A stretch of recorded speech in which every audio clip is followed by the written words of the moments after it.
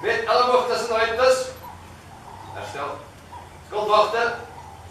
Skouwer. Probeer. Ja. Ja. Met elleboog tussen ruimtes. Maar, stroop.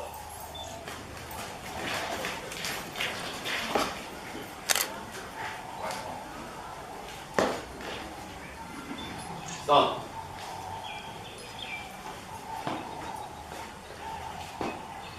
Staan.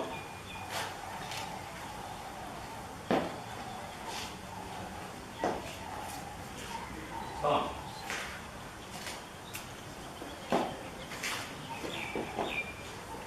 Staan. Dus dit hier is het gespoeld. Dit is het gespoeld.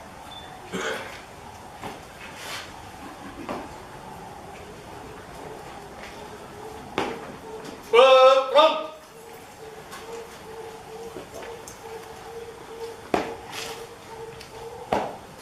Kopwachten. Presenteer. Probeer. Ja. Ja.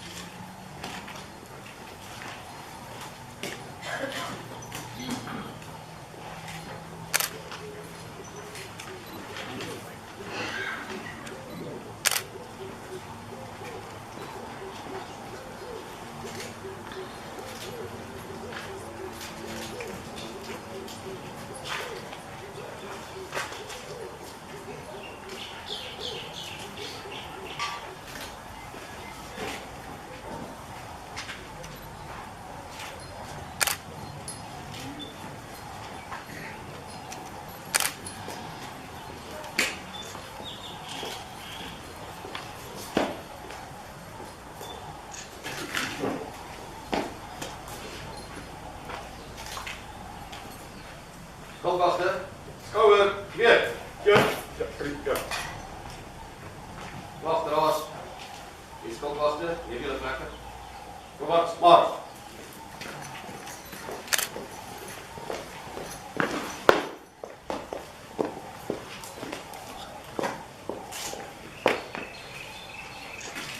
Kopwachten. Middenwaard, spon. Zet af. Geweer.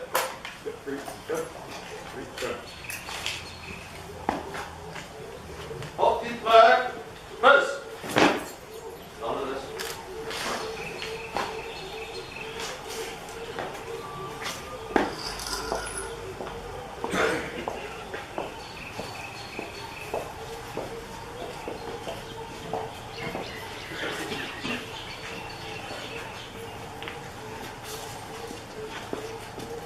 Dames en heren, baie welkom vanoggend hier so by die Sandy Shellhole M.O.T.H.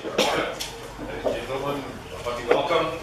I'd like to present to you the guest of honor. Eerste plek, Honorable Sandy Shellhole.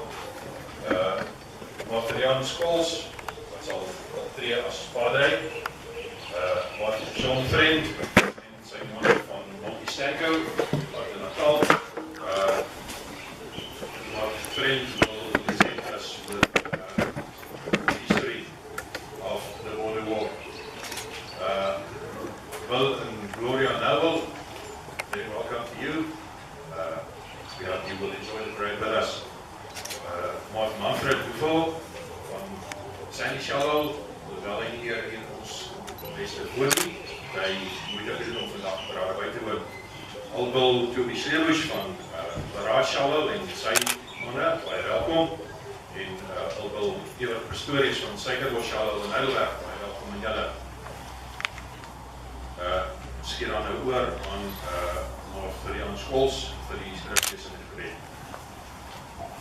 Nou, dankie.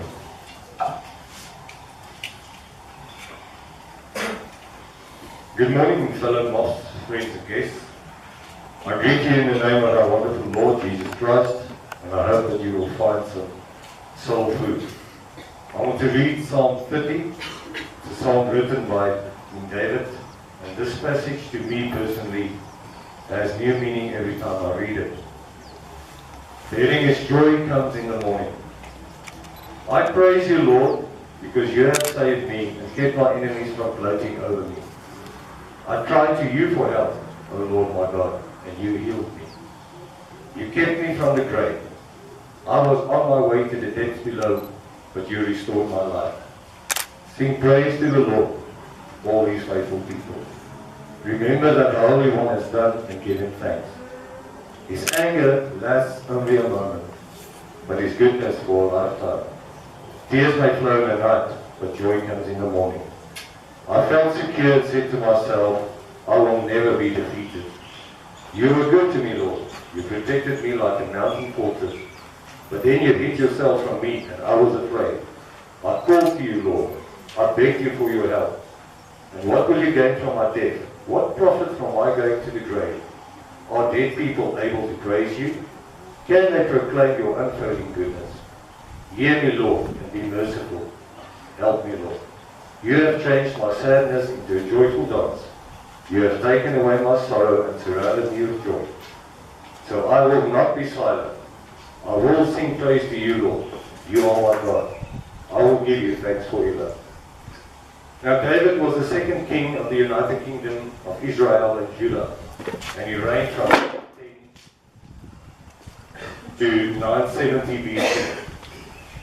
He was a valorous warrior of great renown, poet, a musician, who composed many of the songs contained in the book of Psalms.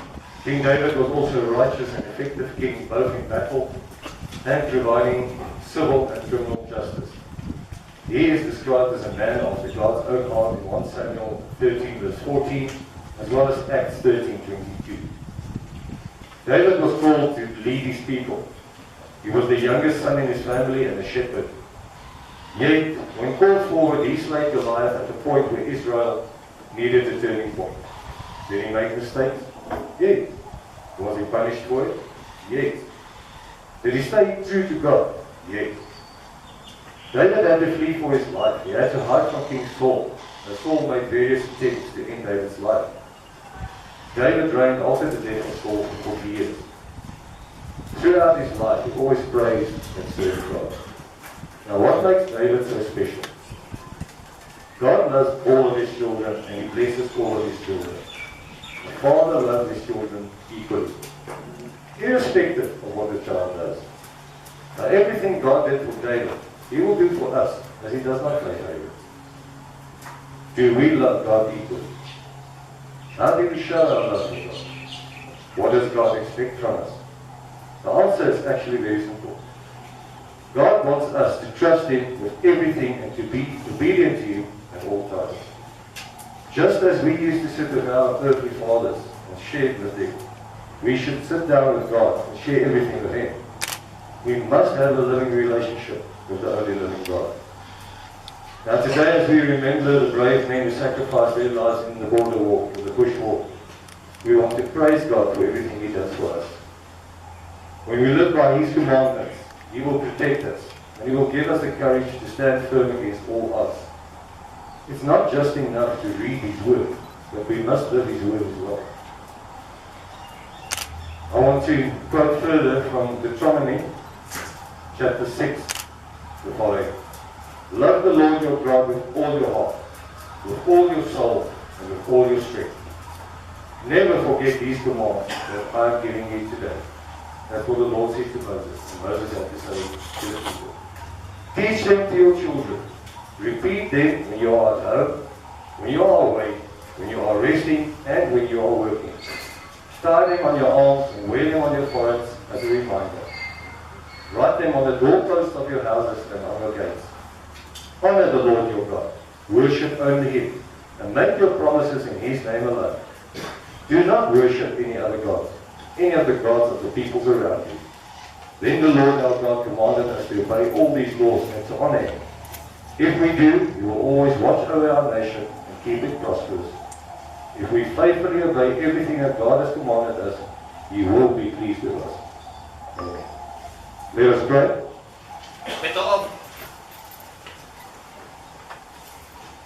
Our Father, God Almighty, the one and only true God, you sent your Son to die for us.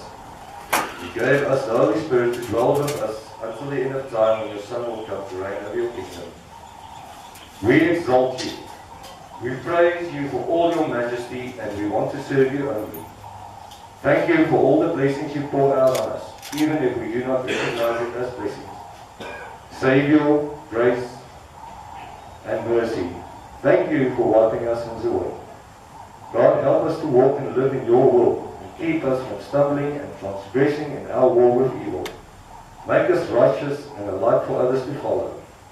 We know that for evil to prevail is for good men to do nothing. God, keep us close to you and protect us. We ask that you work in the hearts of men that follow evil, and we pray that more people will turn to you, not as a last resort in a time of need. We pray that our people will turn back to you, so that we can be saved from the exile in which we are. We pray this in the name of your Son, Jesus, who overcame death at the cross for our sins and iniquities through his blood. Amen. Beto.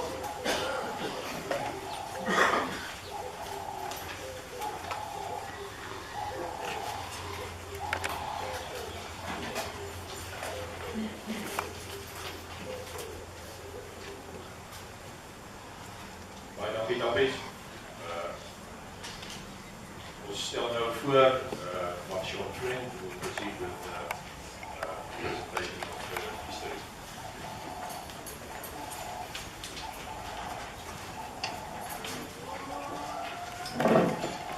Fellow Mothers, ladies, gentlemen, and probably the most important people to the left of us, boys and girls.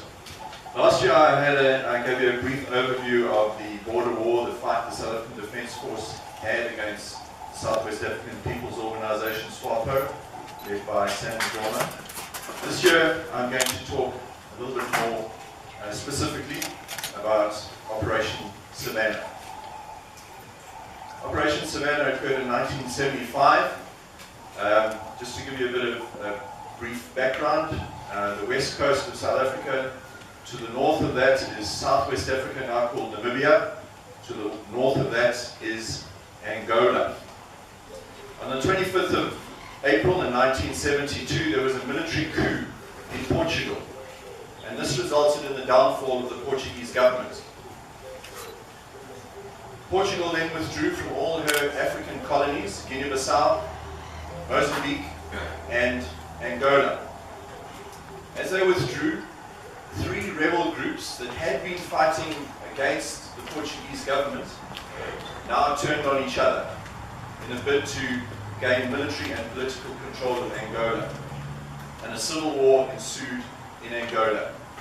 This instability was a fertile breeding ground for the superpowers, for Russia and for America. And America became concerned, and so sent in the CIA.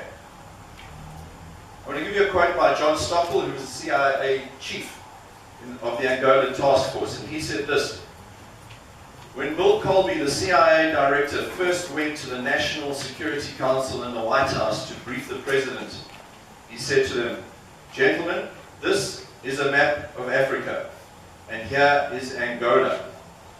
Now in Angola we have three factions. There is the MPLA, they're the bad guys. The FNLA, they're the good guys. And there is UNITA and Jonas Savimbi, who we don't really know too well.' The MPLA was the largest group. It was a multi-ethnic group, communistic in inclination, based around the capital Luanda, backed by Russia and led by Agostinho Neto. It had received training by Cuban instructors in the 1960s and arms from Russia. The FNLA operated in the north of the country, led by Holden Roberto, fiercely anti-communist, and with close links to Zaire in the north. They received old American weaponry from Zaire in the north. But they were poorly armed, didn't really have much experience in warfare. Holden Roberto didn't really have much in the way of military knowledge about tactics, logistics, and planning. And then in the south was Dr. Policies at the time, but was very happy to be asked for assistance by America, even though this was to be done in secret. And so the South African government under Prime Minister Forster decided to take action. The MPLA, they started feeling threatened, and they turned to Cuba and Fidel Castro. And 400 military instructors arrived in Luanda from Cuba to assist. In October 1975, the South African Defence Force then invaded Angola. Task Force Zulu was the name of the grouping that went into Angola. The operation was codenamed Savannah. It was 2 columns. The first one was Combat Group Alpha, commanded by Commandant Delvin Linford, who had recruited very successfully Bushmen from Caprivi and Angola. He had also had numerous Fletchers. Fletchers were the black special forces that had operated alongside the Portuguese army against the 3 rebel movements. He also had 2 Eland 90 body cars, an 81mm mortar, and a G2 artillery platoon. The second group, Combat Group Bravo, led by Commandant Jan Breitenbach, he had recruited various deserters from the FNLA in the north. He had 3 Eland 90 body cars and 3 G2 artillery pieces. The restrictions that were placed on the South African troops by the South African government were quite severe. At no point were there to be more than 3,000 troops on this operation, and there were to be no more than 600 vehicles. The South Africans were not allowed to take anything of the following: no ID books, no uniforms, no toothpaste, no shampoo, no food, no photographs, no books, no maps, no plans, nothing that could link them with South Africa. There would be no resupply of food and ammunition. If they needed resupply, they would have to capture an airfield to allow C-130 Hercules or Forces to bring in supplies. R1 rifles were exchanged for G3 rifles. Unimark vehicles were swapped for civilian 3-ton trucks. Secrecy was of the highest order, and most importantly, no Afrikaans to be spoken. The orders were to seek out the MPLA and their army FAPLA, to destroy them and occupy as much of southern Angola as possible, so that Dr. Jonas Savimbi would have more success in the predicted elections, which would take place on the 11th of November 1975. On the 13th of October 1975, Task Force Zulu, comprising at this point no more than 500 men, crossed the cut line, the border between Southwest Africa and Angola, and Katwitwi, and moved on to Kaundo.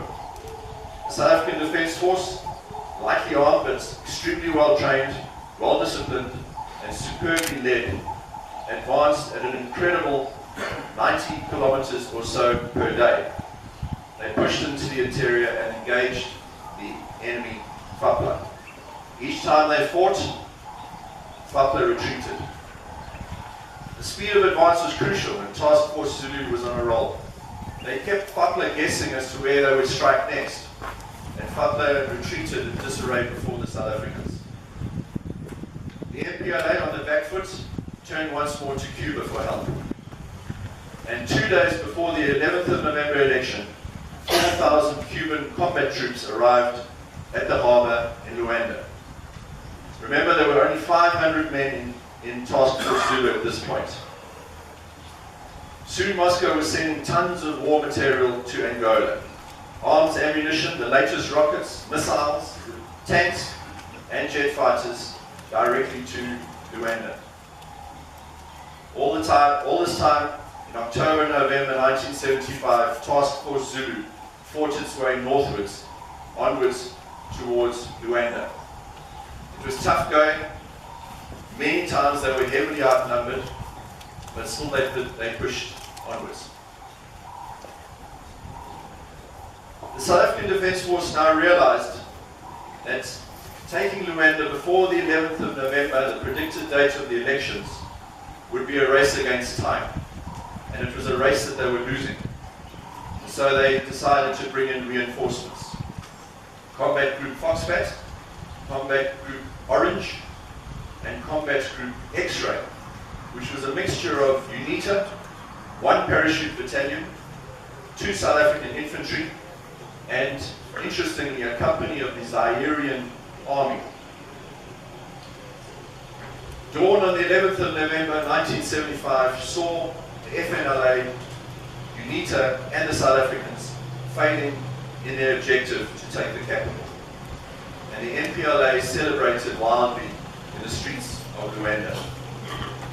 With no elections occurring, with the FNLA defeated, the South African Defence Force and UNITA having failed to achieve their mission, the MPLA was recognized as the government of Angola by the Soviet Union, by Cuba, and by most of Africa. The Task Force Zulu persisted and pushed on further in. They split. Alpha went up to Novo Redondo and to Porto Abuim. Bravo went east to Alta Harma, to Sela, and finally to Ebo. And on the 25th of November 1975, at Ebo, the Cubans were waiting at a river crossing, well entrenched, waiting for the South Africans. The South Africans unfortunately blundered in, and a command eland was shot out. 3 more of the precious elands 90s were destroyed. 2 more came to support, 1 of which was shot out. A total of 5 were destroyed. And the next day, a Cessna spotter plane was shot down. In total, 5 South Africans were killed and 11 wounded. And this was the first tangible defeat suffered by Task Force Zulu. The Cubans and the MPLA, with their superior weapons, their T-34 tanks, Stalin organs, their RPGs and their MiGs, had finally stopped the South African advance.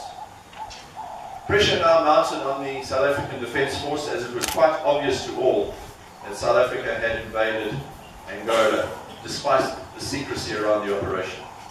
And in the United States, pressure was mounting on the CIA involvement. And in December of that year, Senator Dick Clark tabled what is known as the Clark Amendment, which effectively shut down CIA operations in Angola. By now, Task Force Zulu, which was close to 3,000 troops, was stranded deep inside Angola. And it would take over 3 months to carefully withdraw them south to safety. At the end of it, the South African Defence Force acknowledged 28 dead and 100 wounded in the entire operation. Fellow Moths, on reflection, Op Savannah was absolutely incredible from a military point of view. It was a blitzkrieg into Angola, covering 3,100 kilometers in 33 days, winning 33 battles and losing 1 at Ebo. But it was doomed from the start. There was no plan, no maps, no advanced intelligence on the enemy, no logistics, most importantly, no political backing, no air support. We were abandoned by the CIA and America 1,000 kilometers behind enemy lines. If we are honest with ourselves, it's a miracle anyone survived. After Savannah, Combat Group Alpha became 3-1 Battalion, and Combat Group Bravo became 3-2 Battalion, 2 of the most famous names in our esteemed military history. But fellow Moths, today we are not here to glorify the war in Angola, nor the incredible deeds of Task Force Zulu. We're here to commiserate with the mothers and fathers, the brothers and sisters and girlfriends and uncles and aunties, and the opas and omas whose loved ones did not return. We're here to pause and to reflect and to remember all our border boys. May they rest in peace.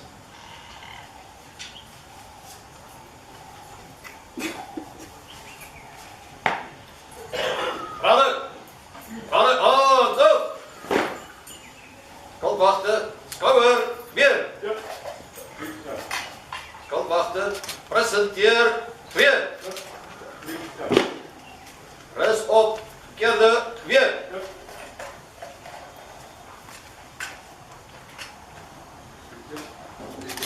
Sal die publiek asseblief staan? Vlagdraers maak gereed om die vlaag te stryk.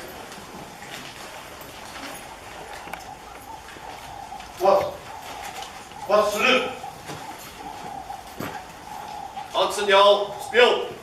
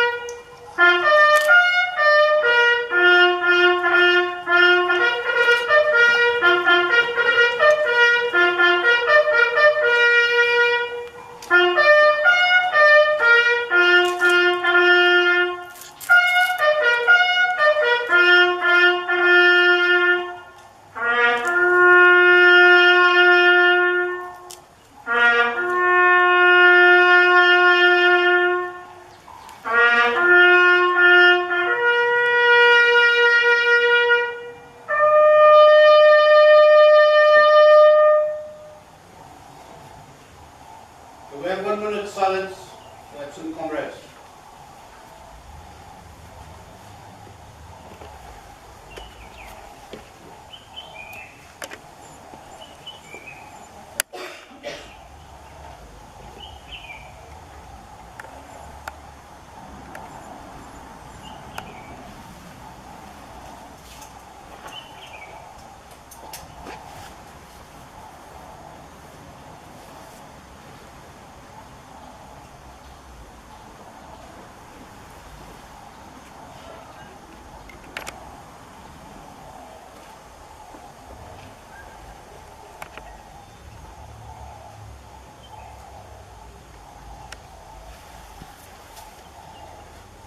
In proud thanksgiving, let us remember our older brethren.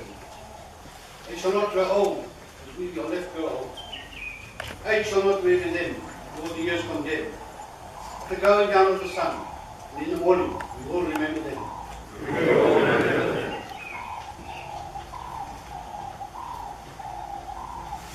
Vlagdraers, maak gereed om die vlaag te hys. Oggendsignaal, speel.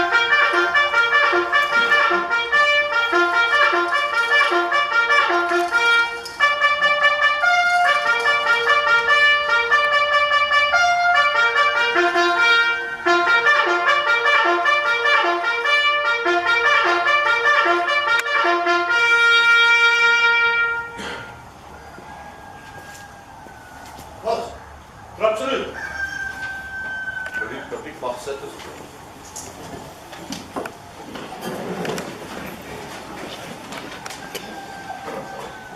Op die plek.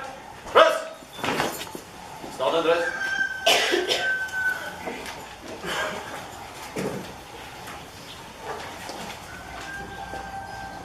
Ladies and gentlemen, we will now proceed with the replay of the Grens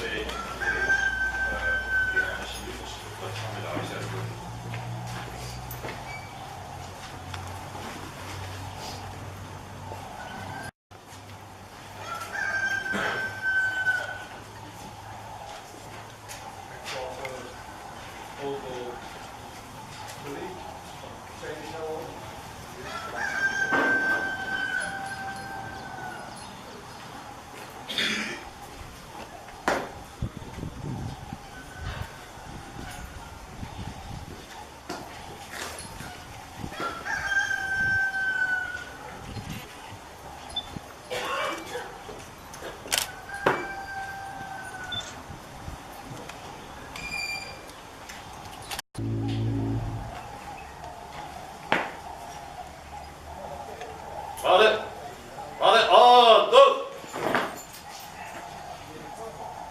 Opwachten. Presenteer weer.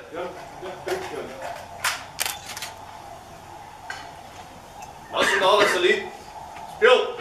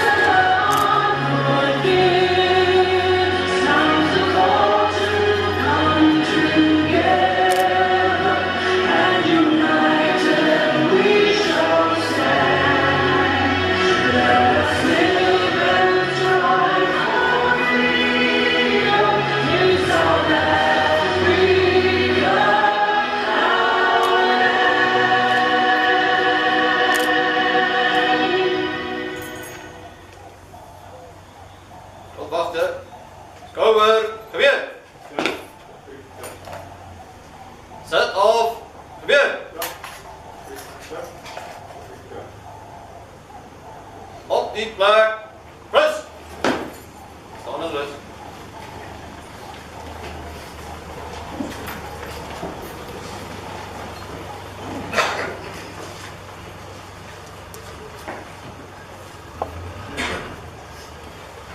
And the Lord spoke unto Moses, saying, Speak unto Aaron and unto his sons, saying, On this wise ye shall bless the children of Israel, saying unto them, The Lord bless thee and keep thee.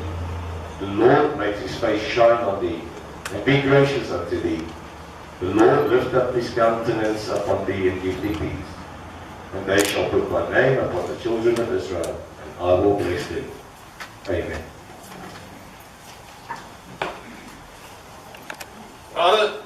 Brother, dos.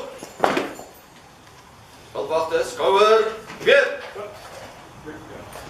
Wagteraars en skuldwagte neem julle plekke in die parade. Voorwaarts, pas.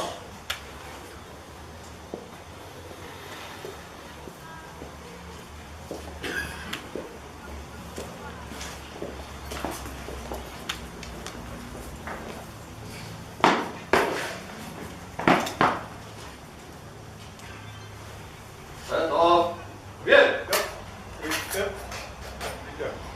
Op die plek, rus. Staan met rus.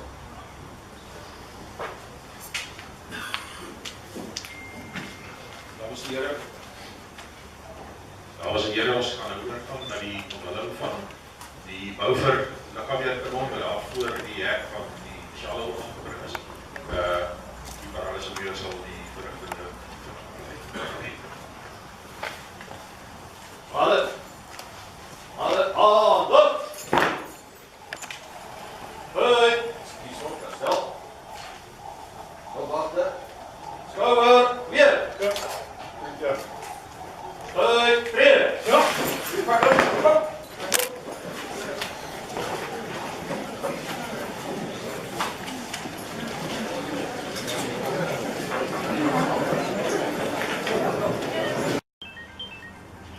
Such an honor as having a game guard. We have managed to obtain this one from another shellhole that burned down in Oorlog. Very tragic incident indeed. However, it was to our fortune, and we have managed to obtain it. Our oboe, from where are you? Our oboe, he pulled a few strings, and this thing has been sitting outside the Oorlog for decades. It was solid, it was rusted, it was in a terrible condition. However, we decided to take action with a few friends and some companies that helped us out with it. We had to fetch it, and this was on the 18th of March. And as you see it here now, it's fully functional, it's working, it's been fully restored. So that is in the question of 2 months, with no incidents. Apart from one of my colleagues, Quentin, he got stung by the bees. The whole thing was covered. There was a million bees. So not only did we have to struggle to go and fetch this thing, we also had to battle with the bees.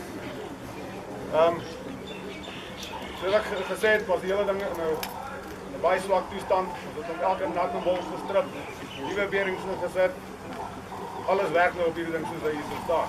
Wat 'n baie unieke ding is. Ons het ook 'n bietjie gaan navorsing doen en ons het besluit ons wil hom restoreer soos dit hy was, gebruik was deur die Suid-Afrikaanse soldate in die Tweede Wêreldoorlog. And everybody would probably wonder why this kind of yellow and black color, but it's the actual color that was used. It's a middle stone and a blue black. The whole idea of this camouflage pattern is it's a dazzling. So it's not to hide something, it's to confuse you. This is the actual way that they painted their vehicles and artillery pieces during World War II by the South African force. The specific signs that you see on it here, you can just traverse it that way, to the left. This gun represents gun as it was used by the 6th South African Armored Division in Italy, which is this badge here. When you go into the shellhole, you'll see there's some similar badges and things there. Also represents the first of the 12 light anti-aircraft artillery regiment. So that badge over there. Here on the sides, you will see it's an A and a TL. It's the troop leader. It's the troop leader's gun of the Alpha, or the so-called senior battery in the artillery, which is here on the side. The number you see there, 11199. It's this gun actual serial number. There's a brass plate on the side here. You will see. And this specific gun was manufactured in 1942. It's got the stamping everywhere. So this gun probably saw service. Well, we are very confident of it that this thing was used in World War II and in saw action in North Africa and in Italy. Yeah, and so I put up a little plate here. So we're going to unveil it now. You can come and read the specifications of the gun. Incidentally, before you read it, for those does not know, we've got some dummy cartridges in there, so don't worry, it's not live rounds. But this gun has a rate of fire of 120 rounds a minute. That's 2 per second. And those 40 millimeter shells. And it had a range of almost 7,000 meters vertically up, and almost 10,000 meters, 10 kilometers at a 45-degree angle. Very powerful weapon, which is why it's still in use to this day. Very effective gun. So I think just to demonstrate a little bit, Jaku, you can traverse it as quick as you can, and you can bring it up and down as quick as you can. Quick. Up with the barrel. Up. Draai. Vanaf. Draai wil hem op.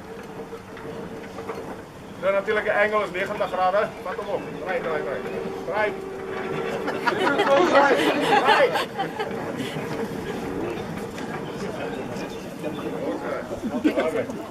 Dus, 90 graden op.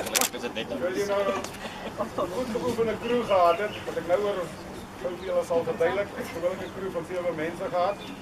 Kan je hem net gewoon 180 graden omdraaien. Draai. Okay. Ja, gewoonlijk you have the 2 layers. The elevation and declination, man on the left, and your traversing layer on this side. Unfortunately, we do not have the actual sights as yet. That will come at a later stage. But you had those 2 men. Then you had your main feeder or loader, who stood on this platform here. And he's the guy who loaded the cartridge clips and fired the gun by pressing down on this pedal here. These guys merely had to concentrate on the aircraft. This guy loaded and fired. Then you had another man here with spare clips. Another man there with spare clips, and then you always then had your gun commander. Now, interesting thing there is that the gun commander had a lanyard around this guy's foot. Because the guys get so mesmerized in their task, and you always have several of these anti-aircraft guns for fear of shooting their own friends. Gun commander, if you saw anything, you would pull on the lanyard and pull the guy's foot off the trigger. Hopefully he didn't fall down. Okay. Every time it fired, it would eject the empty cartridge, and it would shoot through the chute here, and it would shoot the empty cartridges out. 2 per second. So it's quite a fearsome gun. You can go. There's a few video clips on YouTube. So when you have some time later on, just go into YouTube and just say Beaufort 40 millimeter. And you will see a few. You can see it in action. Okay. Bring hom net weer vorentoe, sakkie loop 45 grade. Check jou. Rode boom sien. Rode boom sal langs jou.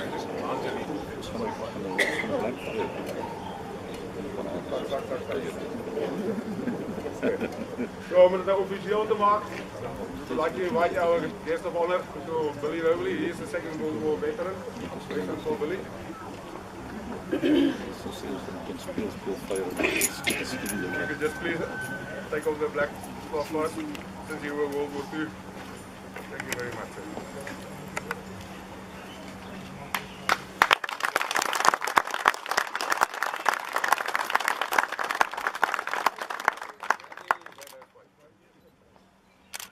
Then, last of all, I'd just like to say a few thank yous. There's a lot of sweat, tears, and blood in the scene. Stuck in the kneekels, dus heel spanner, moest gekwaaid, zoek het vast, en hoe was. Van al die mos, het saamgewerkt het, baie dankie, veel name om te doen. Dan is daar een maatskappy wat ons die sandblasting, die primer verf skaf het, met hulle eie kostes uit, en dit is Definitie Stocks, baie dankie aan Definitie Stocks. Dan is ook Stone Afrika, dat ons die verf geskenk het. Oorspronkelijke kleren, dus een baie goeie kwaliteit verf hierdie. Ons het een waarborg van 15 jaar plus op hierdie verf. Baie dankie aan Stone Afrika. Dan ook gehakt, waar ons die ding gerestaureer het, daar in die werkpuntel af. Staan een klomp van hulle hierso, baie dankie aan julle. Dat is een hande klap krijgen.